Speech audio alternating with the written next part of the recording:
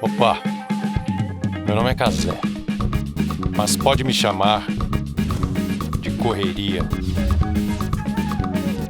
Meu nome é Correria, é apoiado pela Philips Audio e Vídeo. Acesse loja.philips.com.br e conheça a linha completa de fones de ouvido a caixas Bluetooth e TVs, aquela qualidade, aquela experiência de som e imagem com a tradição que você já conhece. Philips Audio e Vídeo, viva o mundo sem interferências. Estamos começando mais uma edição do nosso podcast, e dessa vez com o Master Correria, ele, Leandro Learte. Fala, Leandro. E aí, Cazé, beleza? Beleza, querido. Muito obrigado pela sua presença aqui. Eu que agradeço o convite. Meu nome é Correria, é um programa em que a gente busca destrinchar a correria de cada uma das pessoas que vem aqui. São os atletas sociais, a gente chama eles assim. Então a gente gostaria de saber, você já faz um monte de coisa, todo mundo sabe, é só pesquisar lá na internet, mas eu quero saber, quais são as correrias que você está fazendo agora? Tem tempo para ouvir? Opa! Já começamos bem, já abriu o baralho ali, vai botar várias cartas. Cara, essa pergunta é uma pergunta que eu respondo direto, mas assim, destrinchando minha correria, eu sou componente de um grupo de pagode dos mais famosos do Brasil, né? Que é o Arte Popular há mais de 35 anos. Eu fiquei um tempo fora e voltei desde 2016. Sou um dos fundadores do grupo desde 1986, quando eu tinha 14 anos. Ficava tocando cavaquinho nos bares de São Paulo, para cima e para baixo. Além disso, também tenho minha carreira particular, minha carreira solo, faço meus discos mais alternativos, com outros conceitos. Sou produtor também, produzo outros artistas, sou dono de estúdio, tenho um estúdio em casa e tenho meus projetos sociais, sou um ativista extremamente intenso, gosto de transformar parte do meu dia em coisas que ajudam pessoas e que transformam a vida de pessoas. E por último também agora sou gestor cultural, diretor do Centro Cultural São Paulo. E está sendo uma experiência incrível de também deixar um legado aí para a cidade, de um equipamento cultural que desde os anos 80 faz projetos incríveis de inclusão de pessoas como um polo realmente super importante cultural da cidade, ali na Vergueiro, ali perto da Avenida Paulista. Quer dizer, cara, minha correria é isso aí, o tempo inteiro nessa loucura. Ó, nesse rápidos 3 minutos que a gente já conversou, já assinalei aqui 3 diferentes atividades que ele faz, 6 diferentes atividades, 6 correrias, e elas têm a ver um pouco uma com a outra, e a gente vai tentar descobrir como é que você se divide. Assim, existe uma coisa que é muito importante quando a gente vai realizar um projeto, que são os recursos. Né? Então, assim, muitas vezes as pessoas reclamam, mas fulano tem mais recurso que eu. Existe um recurso que é igual para todo mundo, que é o tempo, 24 horas. Todo mundo tem 24 horas. Como é que você divide o seu recurso entre tantas correrias como as suas? Primeira coisa que eu faço é não reclamar do meu tempo. Então, eu não posso colocar na vida dos outros o problema que eu tenho que resolver. Isso já me ajuda muito a encarar essas várias atividades. Não fica reclamando, então. Não chora o leite derramado. É sempre para frente. Sempre para frente, e o tempo ele não volta. Então você tem que otimizar o seu tempo. Otimizando o seu tempo é encurtando as reuniões, por exemplo, deixando as reuniões super objetivas, para que você coloque o dedo na ferida, realmente resolva o problema que você tem para resolver ali. Uma coisa que é super importante também é saber lidar com pessoas, né? Você saber lidar com diferentes pessoas, com diferentes egos, administrar o ego das pessoas, o seu próprio ego. Às vezes você tem que saber silenciar e para poder ter uma decisão melhor sobre o que você vai fazer. Eu acho que a otimização do tempo e saber lidar com as pessoas é um caminho super importante para quem faz muitas correrias aí. Você deixa de dormir para fazer uma determinada correria, ou dormir é uma correria em si que você tem que... Não, isso é sagrado, eu preciso dormir tantas horas. Dormir, eu acho que é o início de tudo. Se você dormir, você consegue ter bom humor, você consegue otimizar o seu tempo, você consegue pensar rápido. Eu imagino aqueles alunos que vão fazer uma determinada prova, numa FUVEST, por exemplo, da vida, aí se os caras não conseguem dormir, eles não conseguem, às vezes eles perdem 6 meses, 1 ano de estudo, né, que eles estão fazendo, que eles estão ali realizando uma super prova de matemática ou redação, e uma noite de sono faz muita diferença. Então eu não deixo de dormir, porque através do meu sono tranquilo eu consigo otimizar meu tempo, pensar rápido, ter bom humor, saber tomar as decisões certas, saber fazer escolhas, enfim. Então, deixar de dormir. Não. E você é jeito daquelas pessoas que é mais diurna, mais noturna, depende da atividade que você vai fazer. Quantas horas você precisa dormir? 6 horas, 8 horas, 10? Tem gente que dorme 10. Eu faço análise há 5 anos. E uma das. Ah, é? Aí, Essa é uma correria que todo mundo devia fazer. tem que hein? fazer. E uma dos objetos de discussão da minha análise é por que eu não acordo cedo? Por que eu pergunto para minha analista e ela me devolve a pergunta, ela nunca responde. Ainda bem, né? Ela me devolve. Essa analista é boa. Pô. Ela me devolve, ela não tem resposta para tudo, isso é muito legal. E aí eu pergunto para ela, eu tenho uma certa culpa por não acordar cedo, porque de repente eu vejo poucas horas do dia, eu vejo o sol e a minha mente ela é mais noturna, sou um cara notívago, né? E ela falou, pra que você tem que acordar cedo? A sua vida não tá boa assim? Precisa acordar cedo para ficar melhor?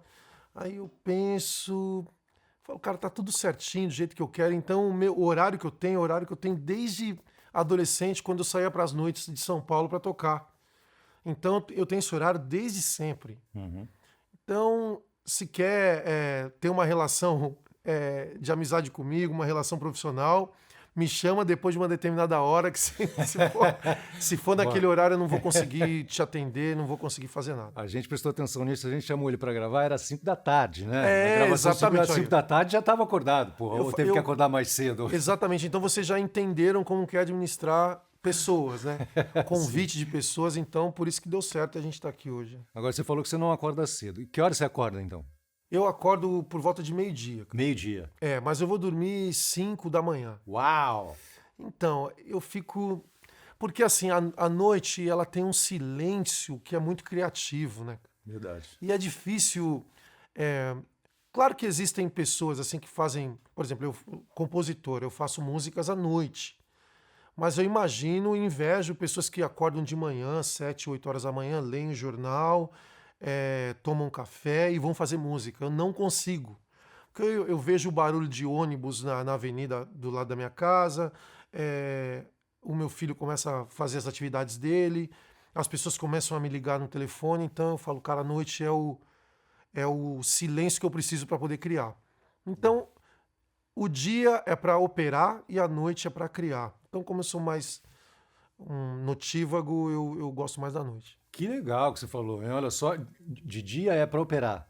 Para operar, executar, né? Exatamente. Operação, execução. Exatamente. E de noite é para criar. Exatamente. Pô, olha, muito legal. Quer dizer, você costuma dormir de 5 até meio-dia, mais ou menos. Isso. Entendi. Então você realmente é um cara notívago.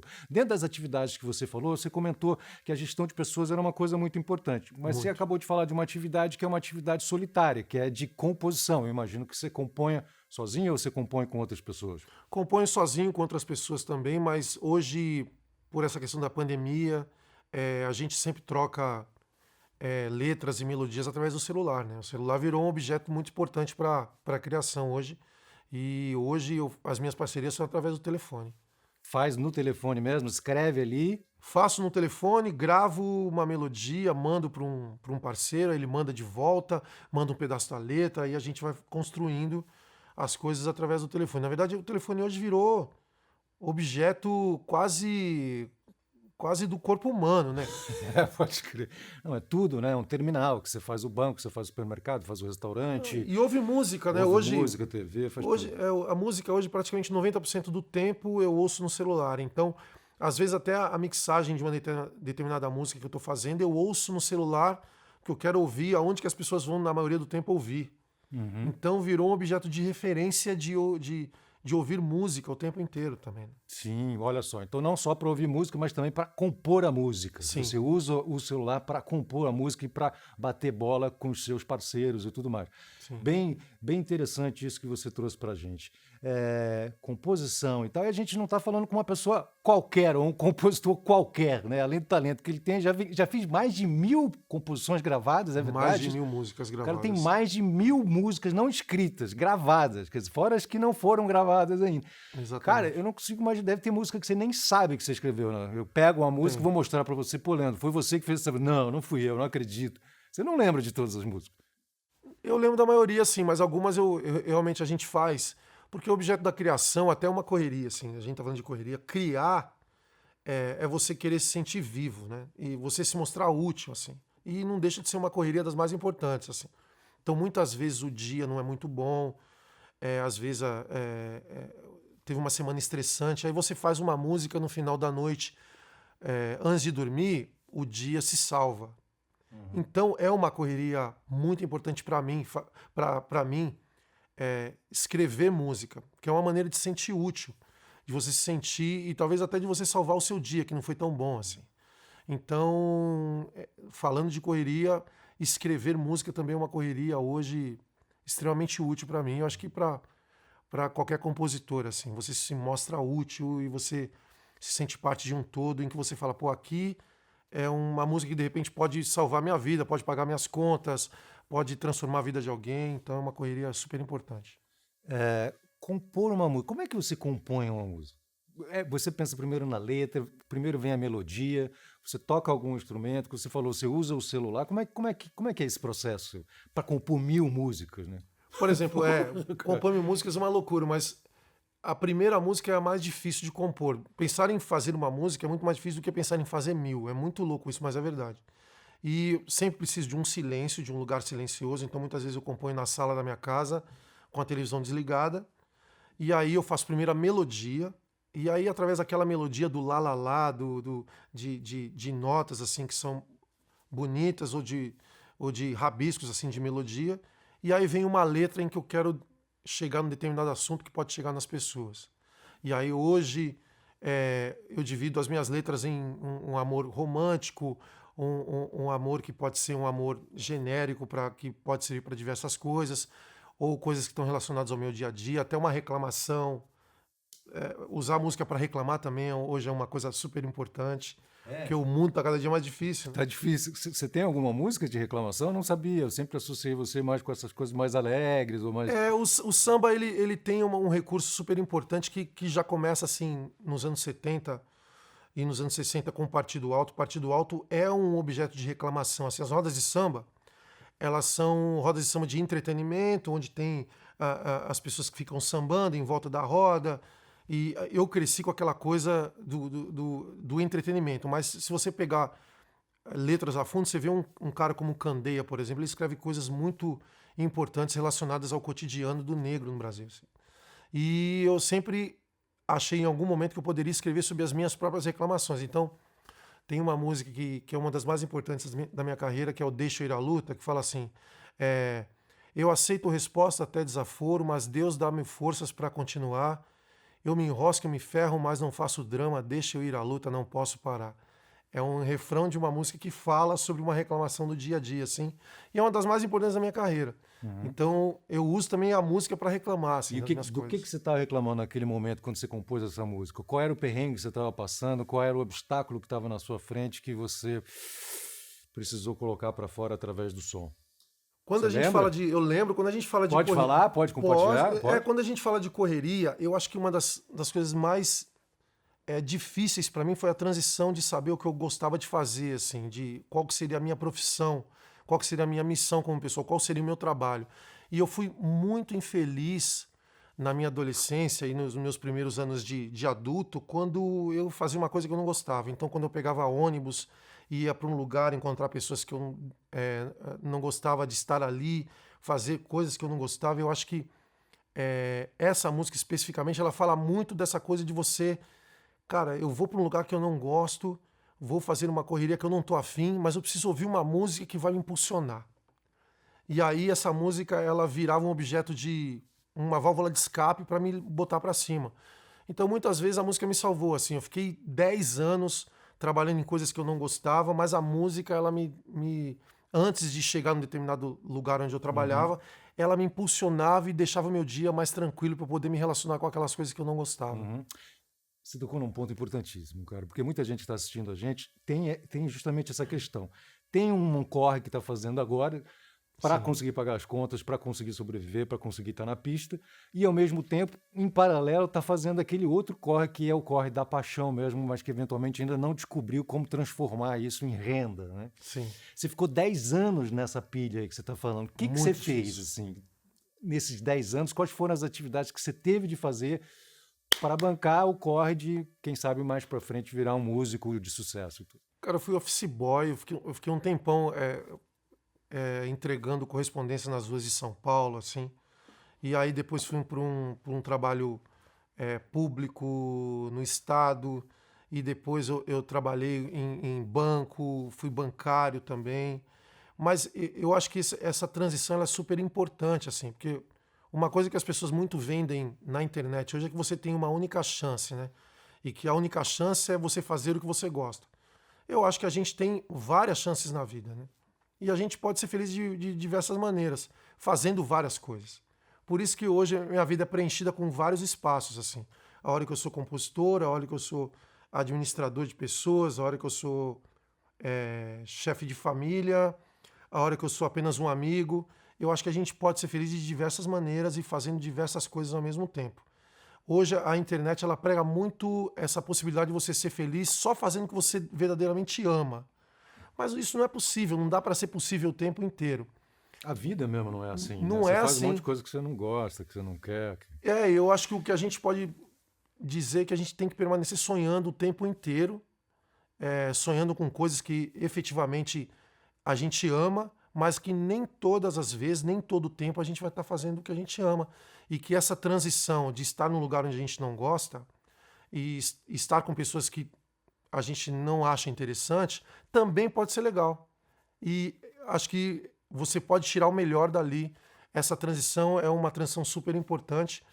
E eu sempre passei momentos assim, perrengues terríveis, mas eu tirei um momento bom ali daquele perrengue, ali, sabe? De estar ali, ganhando uma grana ruim, com pessoas que definitivamente não são interessantes, mas eu tirei alguma coisa boa daquele lugar ali. Às vezes uma música me dava transformava um momento banal num momento legal, sabe? A música ela faz muito isso, né?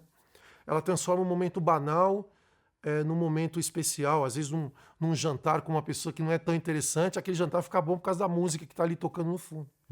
Então, muitas vezes eu transformei esses momentos banais assim através da música num momento de transição que foi super importante para mim, para eu estar aqui hoje, por exemplo. Bom, a gente segue aqui falando das correrias do nosso querido Leandro Learte. A primeira delas que a gente se debruçou justamente a parte de composição, a parte musical, vamos dizer assim, mas que ela se desdobra, né? Arranjador, compositor, como você falou, faz parte é um dos fundadores do Arte Popular e tudo mais. Vocês venderam 10 milhões de discos, né, cara? 10 milhões de discos. É muita coisa, mas hoje em dia ninguém vende disco mais. Não. Como é que funciona, então? Como é que ganha dinheiro hoje em dia? O cara que está começando, quer ganhar... Você ganha dinheiro com streaming? Você ganha dinheiro mais com as músicas novas ou com as músicas antigas? Pô, uma coisa que é super interessante, assim, que me perguntam, cara, vai fazer 30 anos do Pagode 90. O Pagode 90 virou um selo, né? Em que a gente fez aquele movimento musical, assim, de vários grupos tocando em todas as televisões e tal, e aí o pessoal não aguentava mais a gente. Era todos os programas de domingo, sábado, sexta, e já vai fazer 30 anos de 90. Olha, e a gente está conversando sobre isso e posso dizer que a gente, naquela época, fez escolhas importantes para poder estar aqui hoje, assim. Então... Que escolhas foram essas? De repente, músicas que eram muito comerciais e que a gente colocava determinadas assinaturas nas músicas que transformou a gente num som super original e que seria intransferível para outras bandas, assim. Então a gente fez isso algumas vezes. Pô, traduz aí, Leandro. Eu não entendi, não sei que tipo de assinatura é essa aí. Gente, porque hoje o mundo é tão competitivo, tão louco, e há 30 anos atrás, em 90, já era muito competitivo. Claro que não tinha internet. Hoje em dia, com a internet, você com um laptop, você grava um disco às 2 horas da manhã, e às 6 horas da manhã você coloca esse disco, esse clipe ou essa música na internet, e às 10 horas da manhã você já é famoso. Tá assim, tá muito rápido. Das 2 às 6 às 10 você consegue ser famoso em algumas horas. E antigamente a gente fazia parte de uma gravadora que tinha CD, que tinha vinil, que tinha cassete, e que depois veio MP3 e uma série de coisas. A gente assinava as músicas, a gente olhava no mercado assim, pô, tem 30 grupos tocando, 40 grupos tocando nas rádios, indo na TV. Então, esses grupos eles tinham uma sonoridade que eram muito próximas entre eles, assim, que um determinado produtor tinha e que a gente, por exemplo, eu produzi os discos do Arte Popular. Eu era o único artista que era produtor dos discos. Então, a gente tinha uma sonoridade diferente, a gente cantava de um jeito diferente, a gente, nos shows, a gente chamava atenção de um jeito diferente, a gente assinava algumas coisas. E que aquilo fez com que a gente tivesse uma coisa original só do Arte Popular e que perdurou durante vários anos, assim. Então, a gente, por exemplo, pega a Gamamou, que é um super hit nosso, né?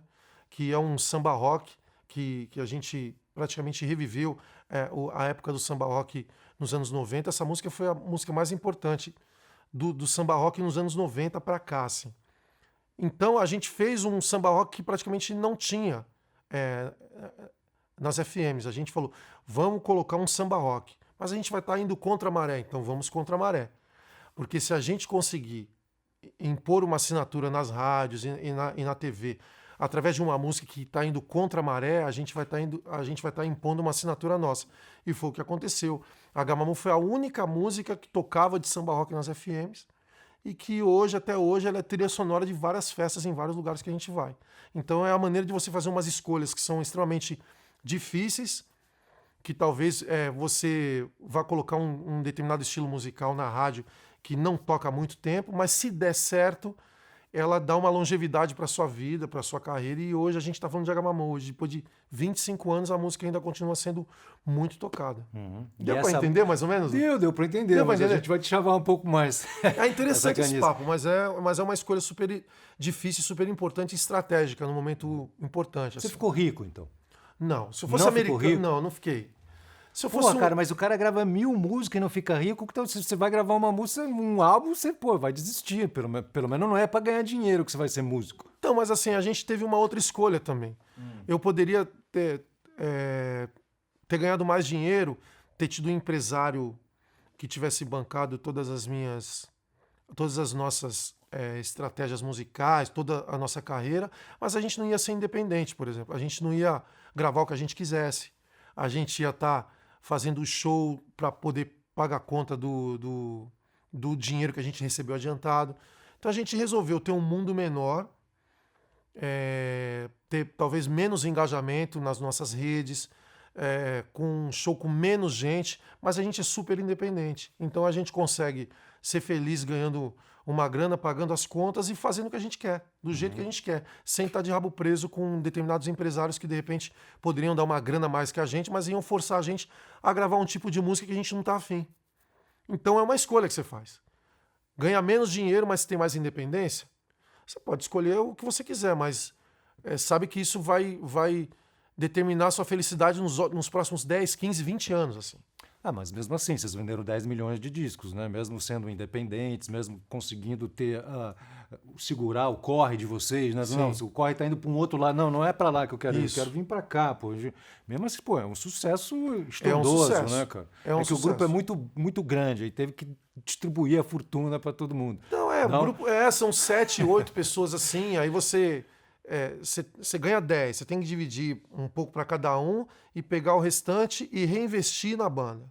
Porque se você é independente, você tem que pegar uma parte da grana que você ganha de show e para poder colocar nos discos, nos shows, nas redes, na roupa. Então, praticamente o dinheiro ele é transformado desse jeito. Uma parte é para a galera poder sobreviver e outra parte é para reinvestir. Claro que tem várias maneiras de você hoje determinar como você é feliz. Assim, você pode... eu poderia, de repente, como eu te falei, ter um grande empresário que pudesse bancar tudo isso, mas aí eu não seria feliz. A gente é muito feliz desse jeito, tendo essa independência. Às vezes falta um pouco de um lado, mas você consegue, tendo essa liberdade, você consegue viver bem.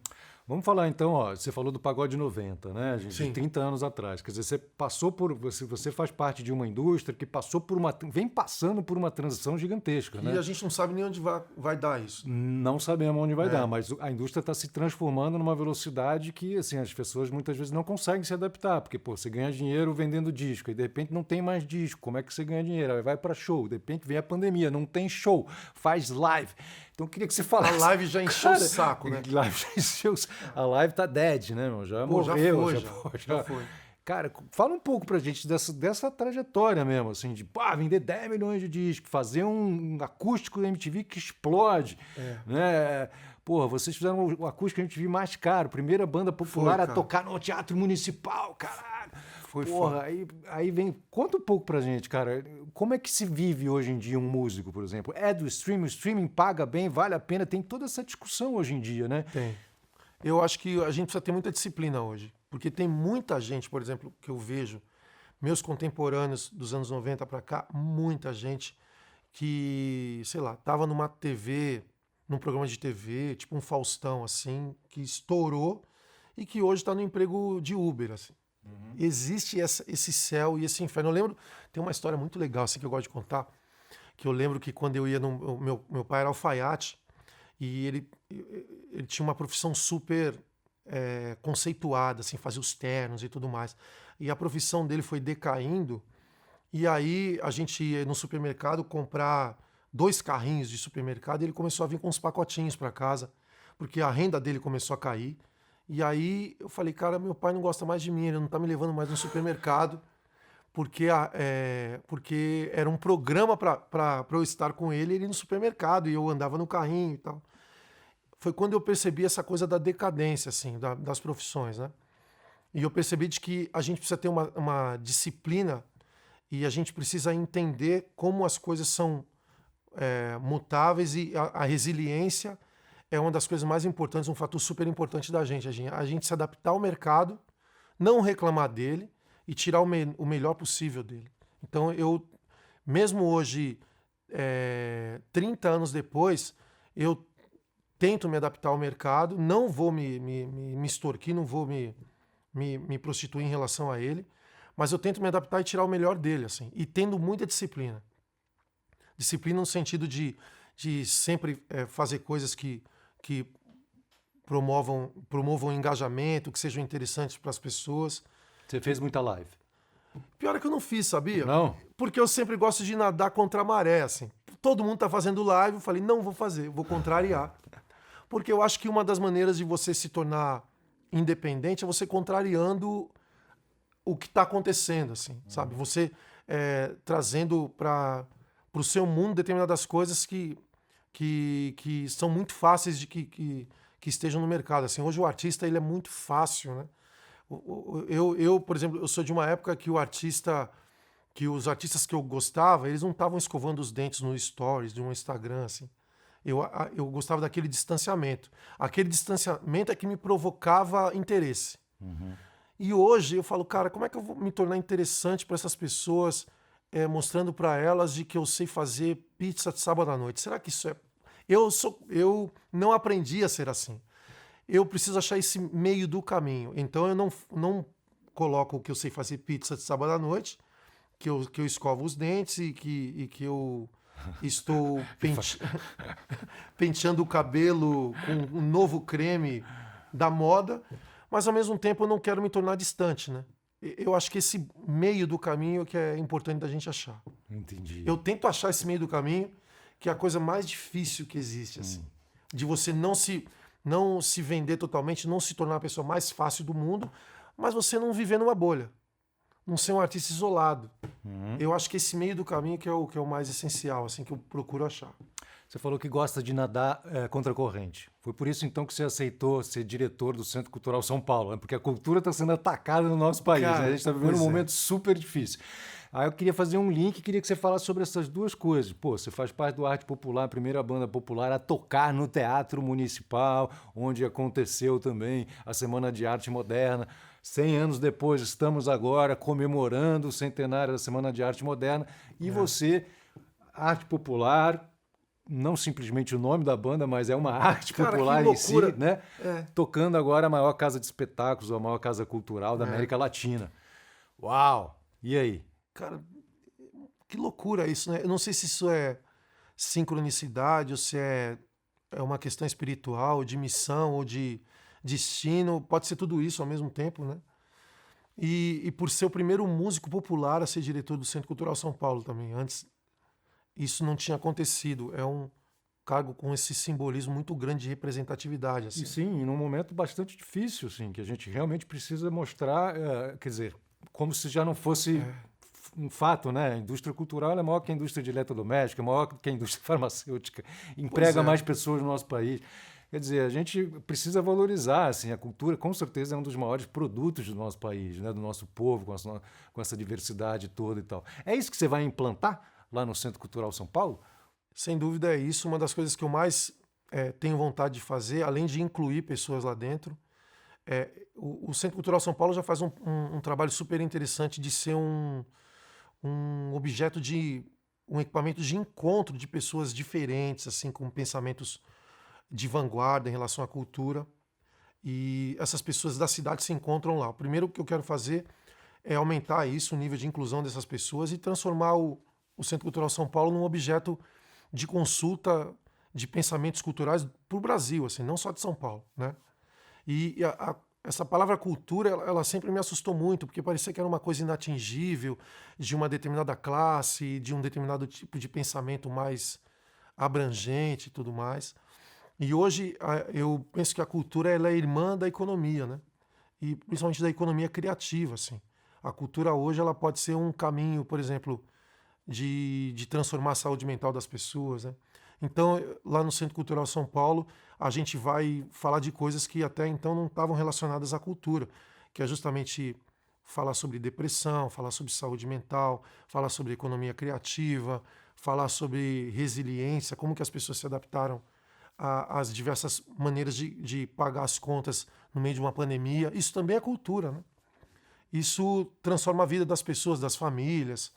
Então eu quero transformar aquele lugar assim num lugar em que a gente possa falar de diversos tipos de cultura, que não só essa cultura do clássico, do erudito, ou do inatingível, ou de pessoas com um pensamento mais privilegiado. Então acho que essa coisa da desconstrução da cultura é um tipo de pensamento que eu quero levar para lá e que transformou minha vida desde criança, né? Uhum. Eu sou um cara que eu vendia gelinho na feira com 6 anos de idade. Ah, é?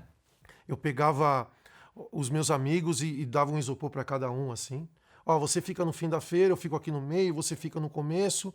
E aí no final a gente pegava o dinheiro, eu dividia para todo mundo, pegava a maior parte para o seu empreendedor. Mas eu meio que já pegava os meus amigos e transformava aquilo num objeto de ganhar uma grana para cada um comprar sua pipa, comprar sua bola de futebol. E aquilo também foi uma herança cultural que eu recebi dos meus pais. Minha mãe sempre soube se virar desse jeito, os meus avós também. Então aquilo também é cultura. Economia criativa, resiliência também é cultura. Desenvolvimento, né? De valores, construção de identidade, né? Desenvolvimento de processos, de exploração dos recursos. Exatamente, né? Com certeza. Exatamente. Você falou já do seu pai, que seu pai era alfaiate, mas seu pai era seresteiro também. Meu pai era seresteiro, ele conheceu minha mãe numa boate, ele cantando, ele era a crooner de orquestra. E aí, como ele não administrou bem essa coisa da vida do artista, do cantor, ele virou alfaiate. E aí educou a gente através da alfaiataria. Que era uma profissão bastante valorizada naquela época, né? Como você falou. Intocável a profissão, né? Super intocável. Porque quem tinha condição realmente só vestia roupa feita sob medida, né? Depois que veio o prêt-à-porter e tal. Então, é curioso que a gente assim, a gente toca em vários assuntos, mas a gente acaba caindo roupa nesse sob assunto medida. Roupa sob medida. A roupa comprada, eu lembro que ele falava assim pra mim que roupa comprada que você não vestia sob medida era tipo ketchup na pizza. Era um sacrilégio, era um pecado. Assim. Pô. E ombro aqui todo bonitinho. Exatamente, certinho. todo mundo fazia roupa sob medida, sim. Principalmente as pessoas que sempre investiam em imagem. E hoje, praticamente, a profissão de alfaiate é um luxo. É um luxo. Inexiste, né? É um luxo, é verdade. Sua mãe, nessa época, você falou que ela conheceu seu pai na boate. Sua mãe trabalhava com Minha mãe era cabeleireira, manicure, e ela mantinha um salão de beleza no fundo da minha casa. Em que ela... meu tio... Sua mãe seria MEI hoje em dia, seria um microempreendedor individual. Microempreendedor, exatamente, com CNPJ e tudo, né? Colocava aquelas telhas de plástico, fez um salãozinho, pegou uma parte do quintal onde eu jogava bola. Poxa, minha mãe tá pegando meu quintal, mas é por uma boa coisa, né? E aí fez um salãozinho de beleza dela e ali, junto meu pai com ela, eles somavam a graninha que eles ganhavam, e aí a gente viveu assim durante muitos e muitos anos. E eles sempre apoiaram você na vocação artística, vamos dizer assim? Ou houve um certo, até pela experiência do seu pai, que teve dificuldade de se manter como um seresteiro? Nunca. Não? Não me apoiavam Eles jamais. não te apoiaram? Não me apoiaram. Não te apoiaram? Eu vejo, cara, Casé, eu vejo essas entrevistas das pessoas dizendo que hoje os pais novos, eles querem que os filhos sejam artistas, né? Youtuber, né, pô? Cara, youtuber. A primeira coisa que eu vejo, assim, dos artistas novos é que o pai e a mãe sempre estão junto, né? Ou o pai e a mãe é empresário, ou estão fazendo parte do sonho dos filhos. Cara, meu pai, ele não queria de jeito nenhum que eu fosse músico, porque ele falou, cara, você não vai ter o erro que eu tive, entendeu? Me ferrei a vida inteira sendo cantor, e ele achava que eu ia passar pelo que ele passou. Só que, de alguma maneira, eu herdei uma parte da minha mãe, dessa coisa de ser empreendedora, assim, de fazer um salão. O que ela fazia, aquele salãozinho, a graninha que ela ganhava naquele salãozinho no fundo do quintal dela, de alguma maneira me trouxe essa herança cultural de saber lidar com o dinheiro, entendeu? A cultura está nisso também, de como você sabe lidar com o dinheiro e como que você sabe, através do pouco dinheiro, transformar aquilo em outra coisa. Como que você pode transformar aquilo numa coisa que seja palpável e que em algum momento possa transformar a sua vida e das pessoas que você gosta, assim. Então, a parte mais emocional veio do meu pai e a parte mais racional veio da minha mãe. A mulher, ela é sempre mais racional nesse sentido, né? Historicamente, no nosso país, a mulher é que cuida da administração do lar, né? Exatamente. E eu vejo essa coisa da financeira, não só operacional, como a gente estava falando, mas a parte Exatamente. financeira também, ela que vai administrando, né? Exatamente. E eu vejo essa coisa da inclusão da mulher na gestão pública, uma coisa super importante, assim como eu vejo como minha mãe teve talento para administrar a nossa vida dentro de casa e como que o Brasil precisa de mães, assim, para poder administrar a sua vida pública, assim, né? E eu sinto muito falta das mulheres na questão da gestão pública também. Bom, tem a correria produtor, tem a correria musical, produtor, arranjador, compositor, 10 milhões de discos, 1000 músicas gravadas e tal. E tem essa parte, assim, boa parte da sua renda, imagino que venha dessa parte, dessa sua atividade musical. Como é que você administra? Você faz planilha Excel? Você tem alguém que te ajuda nisso? Você entra lá todo dia 10 para pagar as contas, é débito automático? Como é que você faz? Parece uma pergunta idiota, mas não é não. É importantíssimo super isso. importante. A gente não tem administração financeira, a gente não tem essa educação e faz muita diferença você entender fluxo de caixa, qual o dinheiro que você precisa guardar, porque o pagamento é diferente no mês que vem. Assim, e vida de música e vida de correria é uma vida que não tem uma previsão tão clara, né? Você realmente precisa tá bem estofado lá, senão você fica sem calça, né? Você precisa ter uma disciplina para entender que o dinheiro acaba, né? A gente... Você faz Excel? Eu não faço Excel, mas eu já fiz muito, assim. Já fez? Mas eu faço muita conta, porque eu acho que a gente tem que saber o meio do caminho entre viver o presente, sei lá, estar num restaurante e comer um prato muito bom, mas ao mesmo tempo entender de que aquele dinheiro que você está administrando, que ele pode acabar se você não usar ele direito, né? Sua profissão pode acabar, né? Como aconteceu com seu pai, o alfaiate deixa de ser Exatamente. valorizado, ou então você deixa de vender disco né? Porque vira streaming e tal. Não, e eu tive no meu lado, assim, Casa, muita gente que administrou a vida muito mal mesmo, assim, muitos amigos contemporâneos, músicos que iam pelo caminho das drogas, pelo caminho da bebida, pelo caminho da prostituição, pelo caminho de apenas entender viver o presente ali e que amanhã a carreira não vai continuar e que o dinheiro vai voltar e que os shows e que os fãs não vão envelhecer, que os shows vão continuar acontecendo, que o dinheiro vai pingar toda segunda-feira depois do domingo num determinado lugar, o dinheiro vai pingar segunda-feira na conta. Isso não é verdade. Isso aí eu tive muitos exemplos de amigos que gerenciaram a vida mal por escolhas do presente e que não souberam ter uma velhice digna, assim. Então, tem muitos músicos, por exemplo, músicos extremamente importantes que eu tenho como modelo de artista que eu gosto definitivamente, mas que administraram a vida mal e que hoje tem que continuar na estrada com 70 anos, que poderiam estar aposentados, sendo, de repente, até homenageados pelo país, pelo conjunto da sua obra, que não são homenageados pelo país, mas que também administram a carteira mal, assim. E que tem que ficar na rua vendendo show para poder pagar as contas. Você tem alguém que ajuda você nesse sentido? Você tem um parceiro, um braço direito, uma braça direita, não sei, um assistente, alguém que... Enfim. Eu tenho pessoas que me ajudam muito nisso, porque o artista ele é muito rodeado de pessoas que dizem sim o tempo todo, né? E às vezes pessoas que você tem que fazer um time que sejam pessoas rodeadas que possam ser francas com você, que realmente botam um dedo na ferida, que possam dizer, não, aqui não está certo, aqui você tem que fazer desse jeito, aqui não vale a pena gastar, aqui você tem que talvez não comprar o melhor tênis para poder administrar um dinheiro para uma coisa que vai surgir amanhã.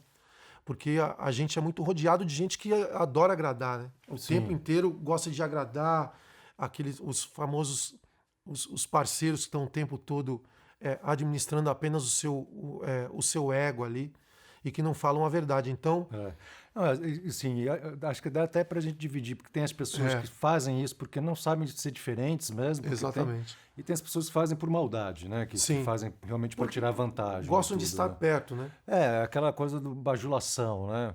O artista, de certa forma, também gosta do palco e tal, então está ali sempre querendo ser o centro da atenção, né? E as pessoas estão ali.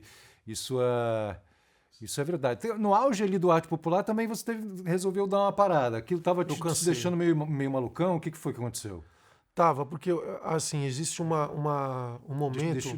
Desculpa que eu joguei essa pergunta aqui, mas nem contextualizei direito. Não, mas é muito boa pergunta. Que foi isso, mais ou menos? 2000, logo depois 2000, do né? Acústico MTV, exatamente. Logo depois do Acústico MTV, bastante sucesso, fizeram um acústico lindo, maravilhoso, no Teatro Municipal. Teve uma série de cuidados, né? Porque tinha medo que podia zoar a estrutura e tal, enfim. E aí depois você sai fora. Por que você saiu fora? O que aconteceu? Porque eu acho que na vida da gente a gente precisa dizer chega algumas vezes. Precisa, é muito importante. E principalmente eu comecei a perceber os artistas que eu admirava, eles muitas vezes se aposentavam no auge da sua criação, assim. Um cara que eu admiro no esporte, assim, algumas pessoas que eu admiro no esporte, Muhammad Ali, por exemplo, Pelé, eles saíram no auge o Muhammad Ali até foi um pouco mais longevo, assim, mas o Pelé ele poderia ter jogado mais 4, 5 anos e ele resolveu sair justamente no auge do seu preparo físico, porque eu acho que a gente tem que dizer chega em alguns momentos da vida para poder se recarregar, para poder se reenergizar e poder dar um tempo para suas coisas, para o seu íntimo, assim. Então chegou uma hora que eu estava atendendo aos empresários, estava atendendo ao grupo, estava atendendo aos fãs, estava atendendo a toda a rede que dependia da gente, ao movimento do samba que dependia da gente, mas eu não estava atendendo a mim mais. Eu não estava sendo mais feliz. E aí eu resolvi dar um chega, assim, falei, eu vou dar um tempo para mim, abrir mão de tudo. Fiquei 2, 3 anos para poder recarregar as energias, tentar achar um novo caminho na minha vida, e aquilo foi super importante, assim. Você dizer não é um caminho mais curto para a felicidade, assim, sabe? Muitas vezes, quando a gente está no meio desse furacão, é muito difícil você perceber isso, né? E você identificar também. Então, para quem está nos assistindo nesse momento, que eventualmente vai passar por vamos dizer, uma curva de sucesso grande, né? Que é isso que mexe às vezes, né? Porque te tira do lugar, todo mundo falando bem de você, todo mundo falando amém para as coisas que você diz. Quais são os sintomas? Como é que você percebeu assim, caralho, eu tô explosivo, eu tô sendo filho da puta, eu não tô conseguindo ouvir ninguém. O que é que bateu assim que você percebeu? Não, cara, chega. Eu acho que eu comecei a perceber que quando você é bem sucedido naquilo que você faz, você acaba criando uma rede de conexão com várias coisas, né? Com os fãs, com o mercado, com as pessoas que dependem de você, com a sua geração de empregos. Toda essa rede que você sustenta, ela custa muito do seu trabalho, da sua saúde. E aí, quando você começa a perceber que você está vivendo para sustentar a sua rede e não está vivendo para você, é que você entende que alguma coisa está errada, entendeu? Quando você vive para sustentar a rede que você criou, sabe? Eu vivo para pagar as contas da minha casa, eu vivo para sustentar os empregos que eu crio, as pessoas que dependem de mim, para sustentar aqueles fãs que precisam consumir os discos para para continuar aquela conexão mágica entre fã e ídolo. Quando você começa a perceber que você sustenta as suas redes e que você não está mais feliz naquilo, é que você tem que parar. Eu não sei como é que é na música, mas assim, na televisão, que você trabalha muito com a imagem também o tempo inteiro, né?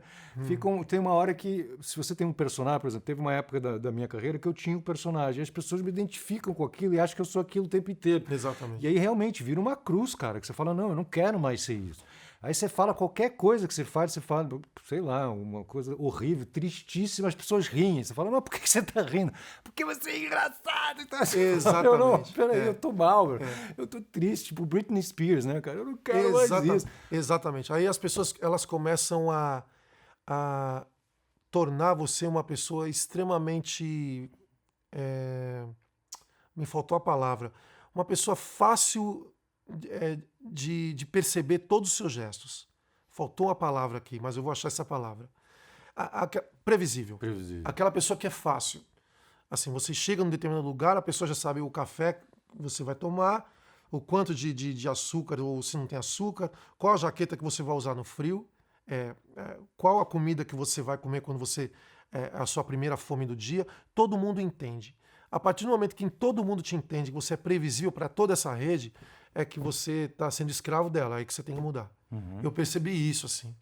E aí foi muito difícil no início, porque você lida com um monte de coisa, você se sente culpado, porque é como se você estivesse tirando um objeto super importante que é a sua carreira dos outros. Mas aí, quando você percebe isso, você fala, eu preciso escolher a mim primeiro, preciso escolher a minha felicidade, preciso escolher a minha paz, preciso estar em paz de novo para começar alguma coisa.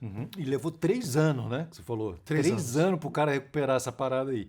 Não é fácil, Não, assim. Quando você sai do corre, assim, para voltar é difícil, né? Sabe uma coisa uma armadilha que eu vejo que foi impulsionada até por essa questão do modelo trabalhista que a gente tem, assim, que a pessoa fica 11 meses infeliz, ela tira um mês de férias, Sim. né? Pela CLT, que é uma coisa super importante e tal, é uma super conquista. E aí, depois de um mês, você volta todo feliz pro seu trabalho. Logo depois de uma semana, volta aquela tristeza de novo. Né? Sim. É aquele modelo de felicidade do trabalho que eu sempre achei que tinha alguma coisa errada. Assim. Essa desconstrução que eu quis fazer na minha cabeça e que, graças a Deus, hoje eu sou aliviado. Que bom que você conseguiu, porque é difícil mesmo. Difícil. É o que muitas vezes a gente chama de se reinventar, né? Mas a identidade, aquela identidade que a gente forma, acho que logo depois da adolescência, tudo, ela vai se transformando também, né? Sim. Ela não é fixa. Não. Você vai mudando, senão você para no tempo, é o que você falou. E aí é muito, muito complicado. Eu acho que esses momentos de transição são muito sofridos, eu acho. Porque, de uma maneira geral, acho que as pessoas do outro não percebem também o quanto... você está sofrendo e o quanto esse processo de mudança é importante, né? Você ficou uns 2, 3 anos meio distante desse mundo, vamos dizer assim. Como é que você, hoje em dia, evita que isso volte a acontecer? Quais são os seus momentos de refúgio? A gente já falou de sono, como é importante você dormir, como é importante a sua faixa de sono, que vai como é que é? Não é das 5 até as 5 da manhã, né? Sim. Você fica acordado até 5 da manhã, dorme até meio-dia. Depois você gosta de criar à noite. O dia é para operar, para executar tarefas que já foram desenvolvidas antes. Sim. Qual é o teu refúgio? Quando você precisa, cara, o corre ficou muito corrido, eu preciso diminuir a velocidade, eu preciso me reconectar, preciso religar, seja com a natureza, com o poder espiritual, com a força, enfim. Como é que você faz isso? Eu tenho um filho de 19 anos que ele é o oposto de mim em relação ao ócio. Por exemplo, ele diz que quando ele fica sem fazer nada, ele fica com uma culpa por não fazer nada. E hoje, justamente o que me deixa mais equilibrado é não fazer nada. Justamente não fazer nada. Não pensar. Não pensar. Não ler. Não conversar. Não fazer música. Não fazer nada. A gente precisa de uma hora no dia em que a gente não precisa fazer nada para se mostrar útil para as pessoas, para se mostrar útil para a gente mesmo. Não fazer nada. E uma das coisas que eu também faço... É difícil não fazer nada. Muito difícil. Com esse mundo treinar, veloz, maluco. Precisa treinar. Para você desligar o celular meia hora é muito, é uma eternidade, né? Tem um tratado de yoga, um dos mais antigos, que a primeira frase, a definição é yoga, é a suspensão das atividades da mente. Exatamente. Sabe uma outra coisa que eu acho importante, que é uma dica que eu posso dar para todo mundo, se tivesse que dar uma dica, é você formalizar os seus contentamentos e descontentamentos do dia numa determinada hora. Você mostrar que você não está satisfeito com alguma coisa que aconteceu e você agradecer quando você está satisfeito. Você formalizar para você, sabe? Eu fiquei puto com aquela pessoa. Fiquei. Tá tudo certo. Pô, aquele jantar foi muito bom, a comida estava muito boa, que legal. Você formalizar. De alguma maneira, você não vai colocando no baú determinadas coisas que ficam mal resolvidas no seu inconsciente. Assim. Você formaliza e você meio que desapega daquilo. Isso é muito legal. Eu faço isso. Eu faço isso também. Eu faço isso no papel. Tem, inclusive... Você escreve? Escrevo, porque isso faz parte de um exercício... Eu falo em voz alta. Pode ser legal. Em voz alta também é legal. Formalizar. Também. Por isso que existem os discursos. Os discursos, eles são uma maneira de você formalizar um pensamento, assim, né? E eu acho que formalizar um pensamento é uma ferramenta poderosa. Assim. Eu acho. De desapego também. E a criação oral é diferente da criação escrita. Totalmente. Também, né? Quando você cria um texto, que não é, enfim, uma fala, né? Assim, eu lembro quando eu fazia poesia, que eu falava poesia num circuito de poesia falada lá no Rio de Janeiro. E antes disso eu não falava, eu só escrevia. E o processo de criação era diferente. A maneira, eu escrevia... Outra coisa, quando eu comecei a falar, eu comecei a compor falando, né? E aí só depois que eu registrava, só depois que eu São botava. sensações diferentes, né? São sensações completamente diferentes. Eu acho super importante você formalizar em voz alta, mesmo que seja para você no banheiro, no quarto, em algum lugar, o seu contentamento sobre determinadas coisas que aconteceram no dia e os seus descontentamentos. Isso é muito bom. Não é reclamar da vida, não. Eu acho que é você deixar claro o que realmente é bom para você e o que não é bom. Assim. Tem um americano, Marshall Rosenberg, que ele escreveu sobre comunicação não violenta.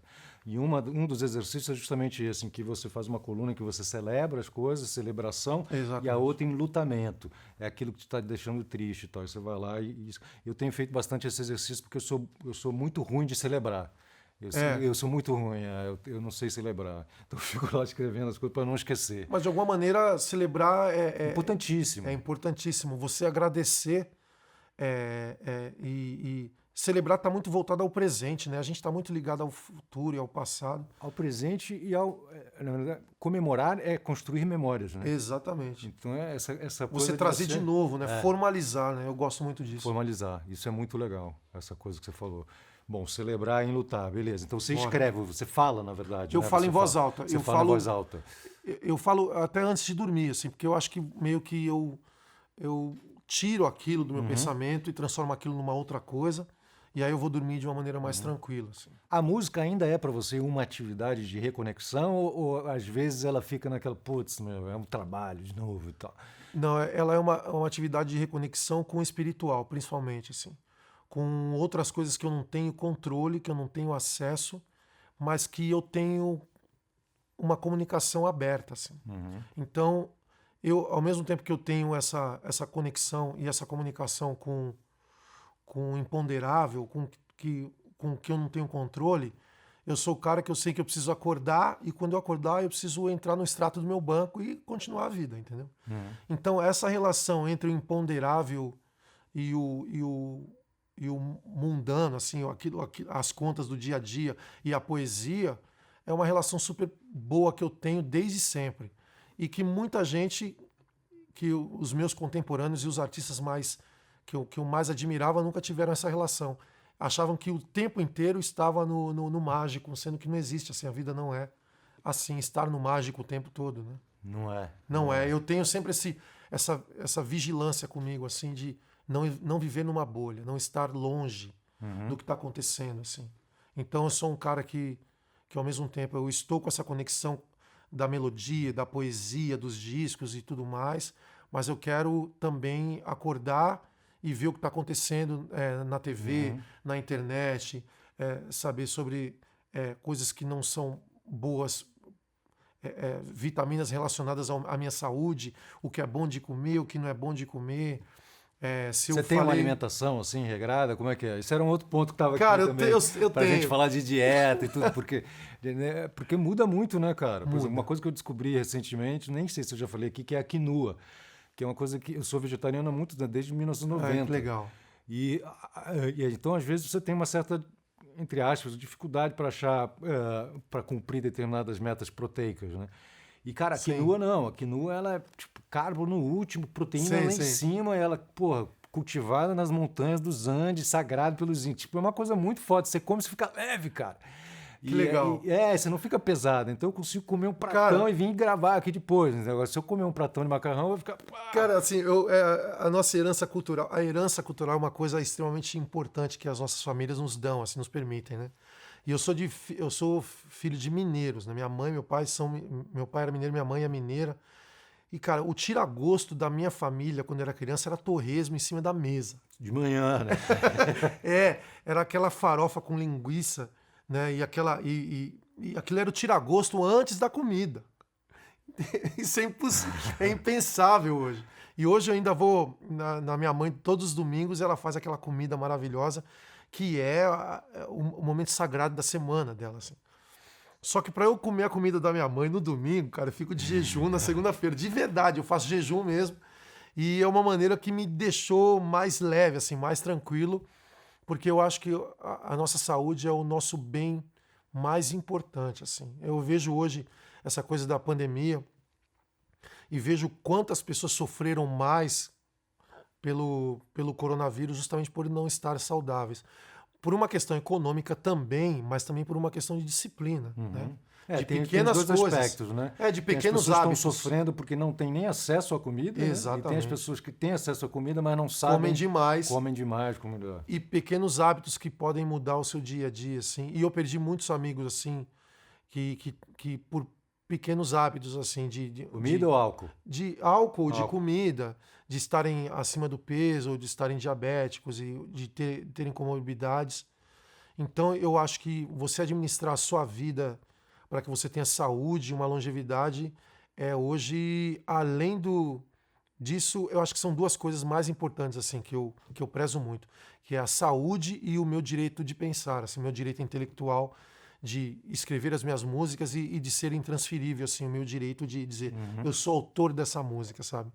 Eu acho que o direito intelectual e a saúde são os bens mais importantes do ser humano, assim. Olha que interessante, hein? Eu acho extremamente importante para mim. O direito intelectual é uma construção, né? É uma conquista. Construção humana, uma conquista. Uma assim, conquista uma invenção, uma percepção de conceito, né? Uma Exatamente. construção de conceito. De todos os dias. Sim. Exatamente. Sim. É uma conquista diária, né? É. De você imaginar essa bobagem da imortalidade, né? Que é uma coisa que os compositores adoram pensar em ter, tipo assim, cara, eu vou morrer daqui, sei lá, 30, 40, 50 anos, só que minha música vai ser cantada por 100 anos. Essa bobagem da imortalidade é um bichinho que pega muito a gente e que faz com que a gente trabalhe todos os dias, sabia? Não sei porquê, mas faz. Eu acho que cada um gosta de ser um pouco imortal naquilo que faz, né? Então eu tenho isso como um direito inalienável, assim, um direito intelectual, o direito das minhas músicas e daquilo que eu penso, e a minha saúde. Eu acho que são duas coisas extremamente importantes. Você falou de jejum. Como é que você começou a fazer jejum? Como isso foi uma coisa cristã? Porque Jesus Cristo fez jejum no deserto, né? Justamente para estar mais forte espiritualmente, conseguir lidar com a tentação do demônio. Como é que o jejum entrou na sua vida, cara? Eu fiquei muito tempo com muita ansiedade, assim. Tive crise de ansiedade durante alguns anos, assim, na minha vida. E nunca fui consumir drogas, álcool e nenhum tipo de... Eu sempre fui um cara muito regrado. Mas eu era muito ansioso porque eu era um cara muito sonhador, né? E o sonho, quando ele é maior do que você não consegue administrar. Você não consegue colocar ele nas mãos, assim. E aí, alguns anos pra cá, eu comecei a perceber de que a minha mudança tinha que partir de uma atitude muito minha, unilateral, não de médicos, apesar da ciência e da medicina ser um fator extremamente importante, principalmente nos dias de hoje, né? Eu comecei a perceber de que o sono era uma coisa que eu precisava, uma conquista, e o jejum era uma outra conquista, assim. Então ficar 14, 16 horas sem comer era uma maneira de me conectar com o meu corpo, assim, e de desintoxicar ele de maus pensamentos, de algum lanche muito ruim do dia anterior e tudo mais. Então foi uma maneira que me deixou muito feliz. Eu estou em jejum agora. Ah, você está em jejum? Eu estou em jejum. Legal.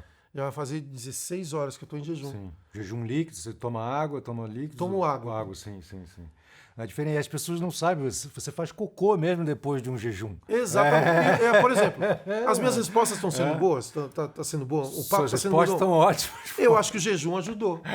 O jejum, ele transforma o nosso pensamento Sim, numa com coisa certeza. mais direta e mais É objetiva. uma prática milenar, né, cara? Cara. Até porque o sangue, quando você vai digerir, você puxa muito, né, cara? Muito sangue, cara, tem e muita essa- energia para digerir as coisas, cara. Muita coisa. E você E sabia aí, que os intestinos têm neurônios também? pois é, dizem que é o nosso segundo, É, a nossa o segunda segundo cabeça cérebro. pensante, né? Pô. É inacreditável, é maravilhoso isso, cara. E você não fazer alguma coisa, eu acho que vem do negócio do ócio também. Você dar o ócio pro seu corpo, né?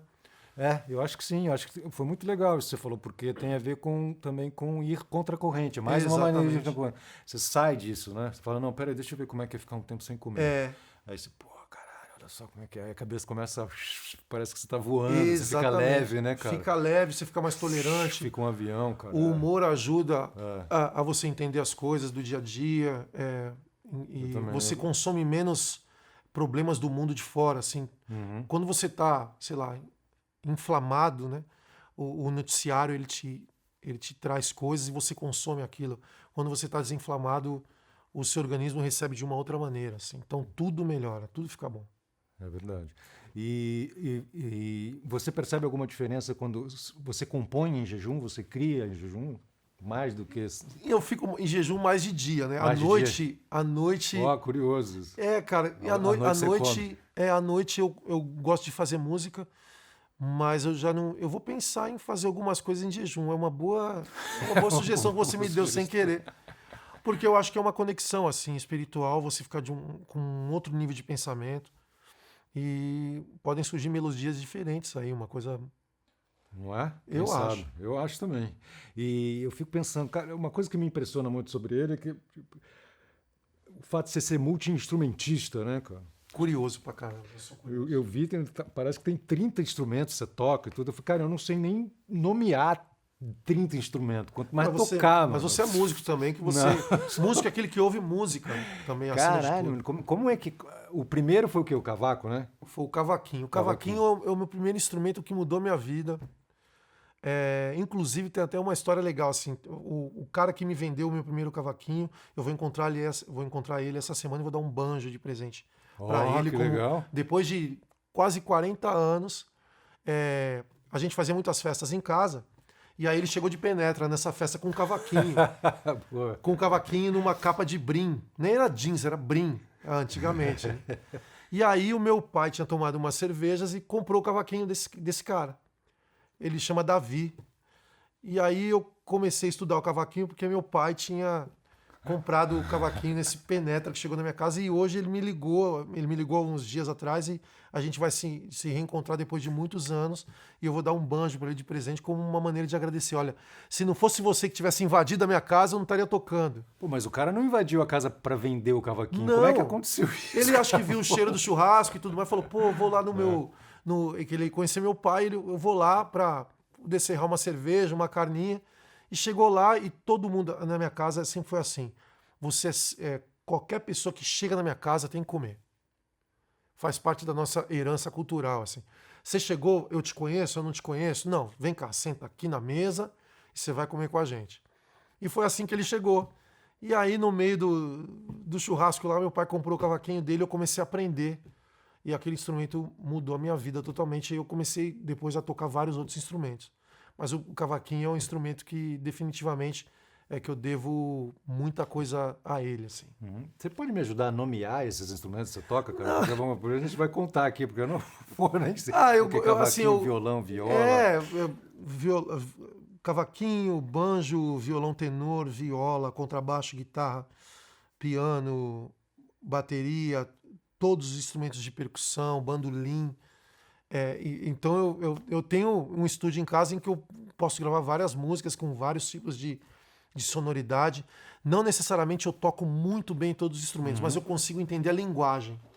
o que me deixa mais próximo de tocar bem, entendeu? Então eu meio que engano um pouco E a sabe mente. Assim. reconhecer, né? Sabe reconhecer quem faz bem, quem faz diferente. Exatamente, é isso aí. E eu sempre gostei desses multi-instrumentistas, assim. Um cara que eu sempre gostei, assim, dos anos 80 foi o Prince, né? Sim, O Prince é um cara que montou o Paisley Park, lá o estúdio dele, na casa dele. E ele tocava todos os instrumentos e fazia todos os discos dele. Eu falei, cara, esse cara tem uma vida interessante. Um dia eu quero ter uma vida como desse cara, assim. E aí, hoje eu tenho um estúdio na minha casa em que eu desço as escadas. E se eu tô com uma ideia na cabeça, eu vou e gravo.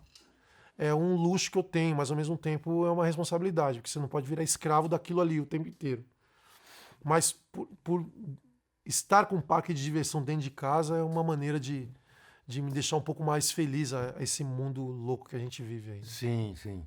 E agora para a gente chegar nessa parte de gestão, né, de recursos humanos, vai, assim, que a gente falou muito dessas atividades que são mais solitárias, de criação, de Administração de pessoas. Né? Administração de pessoas, Como é que você aprendeu? Aprendeu, imagino, fazendo, mas não sei se depois você buscou algum tipo de formação, buscou ler livros sobre isso, teve alguém que te inspirou, porque é extremamente difícil, né? E quando você tem muitos sonhos, como você falou, que você é um grande sonhador, para você realizar os sonhos, você não realiza sonhos sozinho, né, mano? Sem dúvida. Você precisa mobilizar pessoas, tem outras pessoas que entram para conseguir.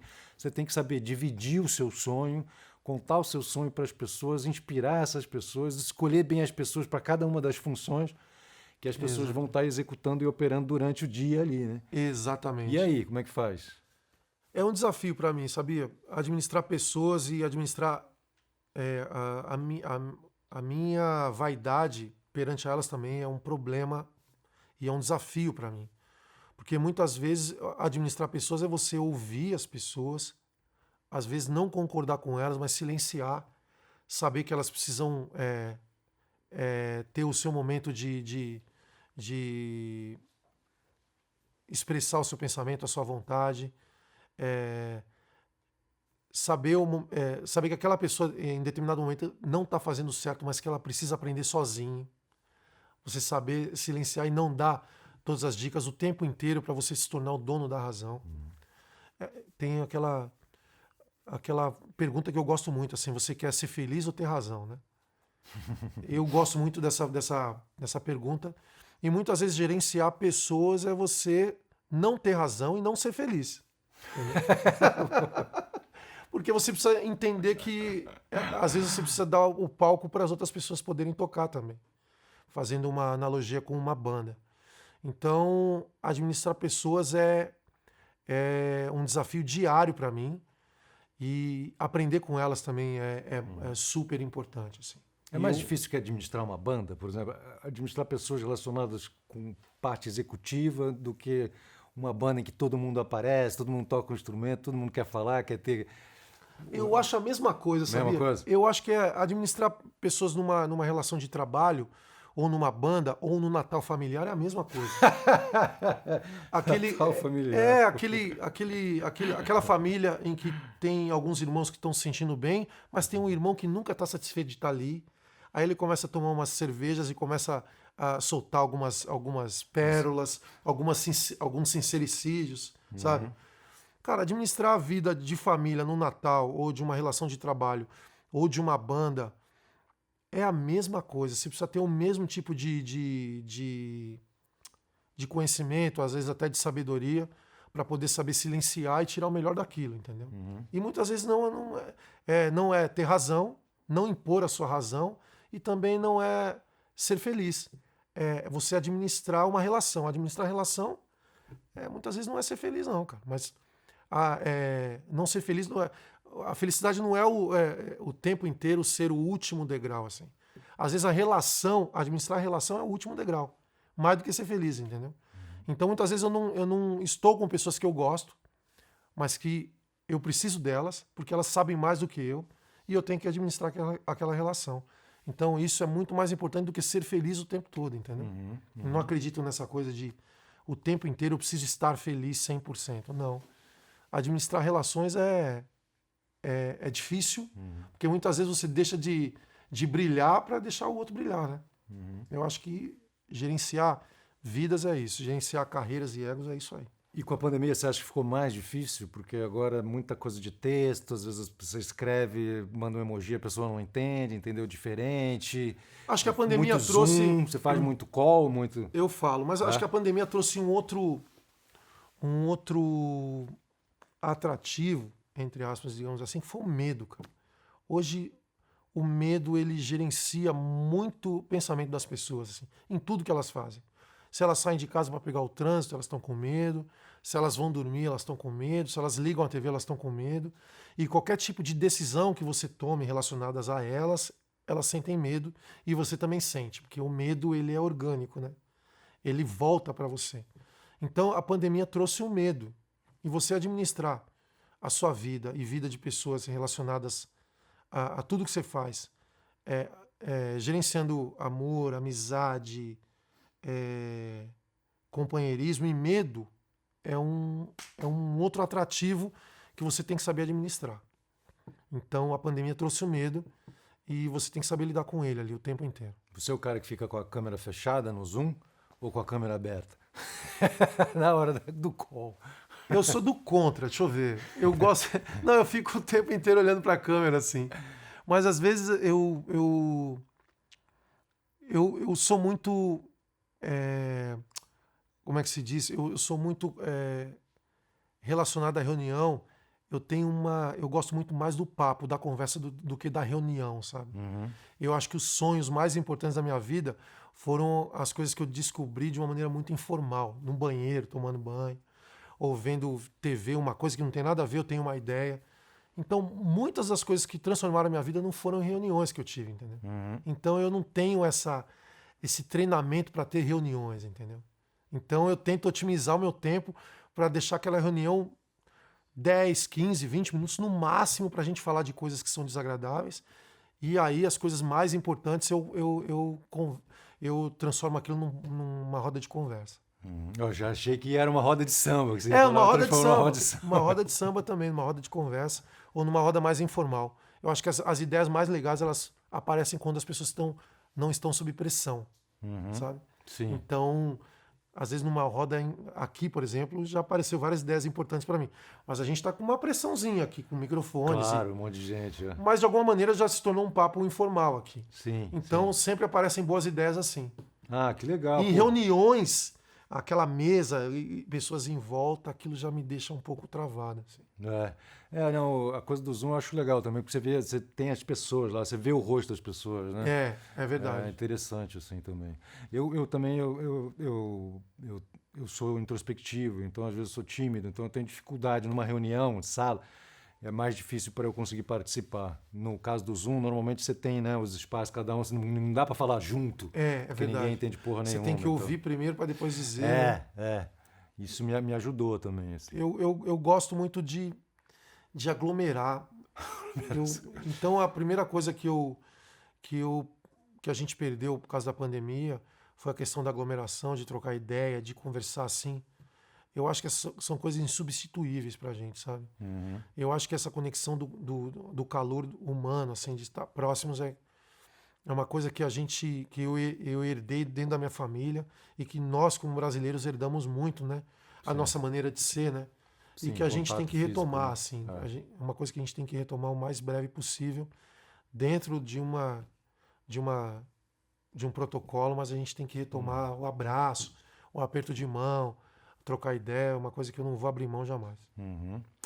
A gente Meu Nome é Correria, quer fazer parte aí também desses momentos criativos seus, por isso que a gente vai te dar de presente esse fone. Poxa, que demais. TWS Obrigado, T1235 da Philips.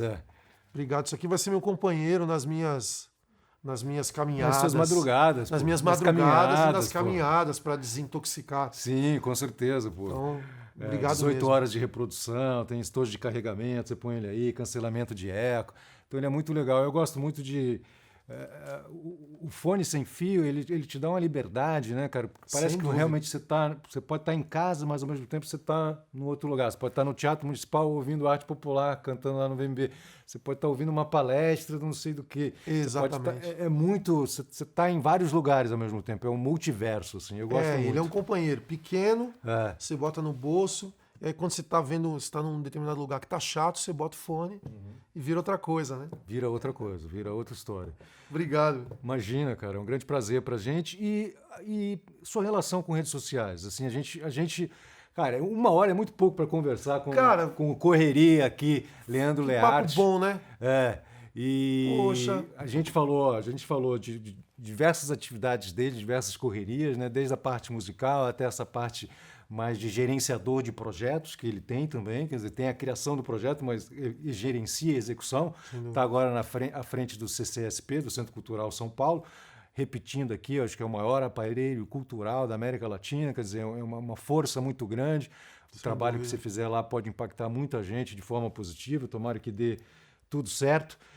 Deu para perceber que você tem esses momentos mais introspectivos também, tudo. Rede social você se dá bem, eu tenho muita dificuldade, mas eu gostaria de saber em que redes sociais você está presente e de que maneira você as usa, se é que você as usa. Eu estou fazendo um lance agora, Kazek, super diferente, que eu nunca pensei em pedir opinião dos fãs, mas eu acho que pode ser muito positivo. A gente está gravando um disco, o Arte Popular está gravando um disco de samba bem raiz, com bastante percussão, bastante cavaquinho, e a gente lançou as músicas antes de gravar.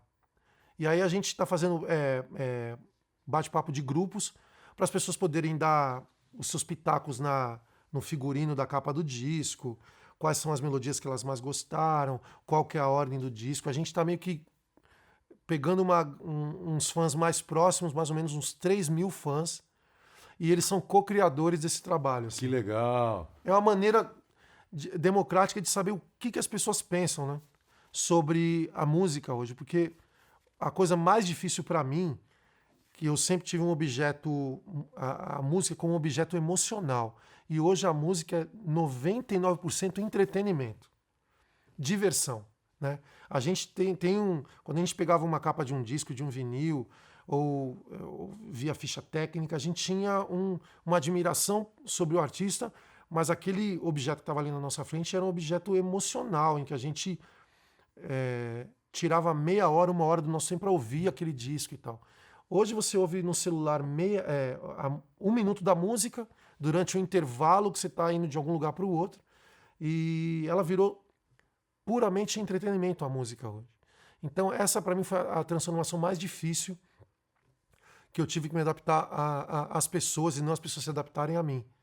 É saber de que hoje eu sou um artista que eu transfiro para as pessoas diversão de uma maneira um pouco menos profunda do que aquela parte mais emotiva, mais relacionadas à vida, uma parte mais profunda das pessoas. Então, hoje, a rede social, eu transfiro essa parte de diversão para as pessoas, de entretenimento, e essa conexão de estar próximo delas também me transforma numa pessoa mais comum, de não estar numa bolha artística. Mas é que você falou que você não é o cara que escova os dentes e faz um stories, está escovando os dentes. Você Exatamente. Você não faz esse tipo de coisa. Eu não faço isso e eu acho muito legal quem faça, mas assim, eu ficaria muito chateado com um artista que sei lá, fizesse anúncio de uma pizza no Stories, assim, eu ficaria meio triste com ele. Porque não é esse tipo de afetividade com a arte que eu tenho, que eu quero ver. Mas eu entendo que hoje o mundo está assim. Mas é interessante saber a sua relação mesmo. Eu acho que isso eu acho que a maneira de você ser resiliente e entender que as novas mídias elas estão aí para te ajudar, que elas são um aliado na sua vida, mas que você também tem os seus a sua maneira de pensar, que eu vim de uma herança cultural em que meu pai era um seresteiro e que ele cantava, tipo Orlando Silva, Nelson Gonçalves, e que era uma relação emocional que ele tinha com a música. Meu pai ele chegava na minha casa e no Opala dele colocava 10 fitas cassete, ficava 3 horas dentro do carro ouvindo Orlando Silva, Nelson Gonçalves, e saía do carro a pessoa mais feliz do mundo. Era essa relação da música que eu tinha, que meu pai tinha e a herança que eu tive dele. E hoje as redes sociais não são assim, elas são um lugar de entretenimento, de diversão, e se 10 segundos aquela música não te conquista, você vai para outro lugar. Sim. Quando você não ouve a música 2 vezes. Agora você pode ouvir na velocidade dobrada. Isso é um trabalho, né, cara? Você criando aquele troço Exatamente. lá e depois... Eu não quero ser aquele artista chato de que achava, na minha época é melhor. Eu quero entender de que as redes sociais são um aliado pra mim, pra minha música, pra minha Nesse arte. caso né? Que você Nesse falou, caso que vocês estão chamando 3 mil fãs. Mas que plataforma vocês estão usando para A isso? gente tá usando o Telegram. Ah, tá. Então eu faço conteúdos quase que diários lá do processo de gravação, e aí eles dão pitaco sobre a capa do disco. Vocês têm que fazer determinadas coisas. Isso aqui é legal, isso aqui não é legal, isso aqui é muito tiozinho, isso pode ser um samba mais moderno. Legal. Eu acho que é extremamente importante esse tipo de conexão com o fã, mas não ele determinar o que eu devo tocar. Entendi. Não é isso. Só pra você sentir a temperatura. Eu acho. Legal. Eu acho que aquele artista que vive numa bolha, ele tá com uma desvantagem em relação aos outros. A gente precisa estar conectado com as pessoas e transformar aquela conexão numa outra coisa, numa terceira via melhor, assim. Agora, esse grupo do Telegram, imagino que já esteja fechado, né? Já tem um fechado. grupo lá. As pessoas que estão nos assistindo aqui no Meu Nome é Correria, querem te acompanhar nas redes sociais. Tá. Como é que faz para te achar? Em que redes você está mais presente? Facebook, Leandro Learte, Instagram, YouTube, também Leandro Learte. Learte é L-E. L-E-H-R-T mudo. Uhum. E tem as redes do Arte Popular também, que é Grupo Arte Popular. Estou em todas as redes lá. Eu tô menos do que eu deveria, mas eu tô, como eu te falei, me adaptando a essa velocidade maluca, né? Sim, eu também. De quase que um cartão de ponto ali. De você meio que transformar a sua vida numa satisfação para as pessoas, mas ao mesmo tempo tirar o melhor disso. De novo, é uma coisa de administração de recurso de tempo, né? Você tem 24 horas, fica dormindo lá das 5 ao meio-dia. Exatamente. Tem todas as outras horas para criar, para fazer as músicas, para administrar, para pensar o que vai ter no CCSP. Né? Tem que criar um outro slot para, o que eu vou postar na rede social, o que eu vou fazer. É complicado. Exatamente. Mas enfim, muito legal. Olha só, Leandro, muito obrigado pela tua presença aqui, viu, cara? Obrigado, cara. O papo foi muito bom. Master Correria. Leandro Learte deu várias dicas pra gente. Eu vou rever mesmo esse episódio para já beber esse leite aí perfumado que o nosso querido mineiro, que não é mineiro, paulistano, do Tucuruvi, trouxe, mas que a família dele é mineira. É mistura de alfaiate, manicure, seresteiro. É isso aí, Leandro Learte. Vendedor de gelinho. Vendedor de gelinho na feira. Tudo aí. Sensacional. E para você acompanhar a gente também nas redes sociais, meu nome é correria.com.br, sem o E, ou então no Instagram, meu nome Correria, arroba meu nome Correria, que a gente vai estar lá. Você pode assistir todos os episódios anteriores e rever aqui o nosso Master Corre, atleta social, ativista, gestor cultural, músico. É isso aí. Muito obrigado pela sua presença. Valeu, Valeu, Leandro. Cazé. Obrigado, abração. gente. Obrigado. Valeu, pessoal. Até a próxima.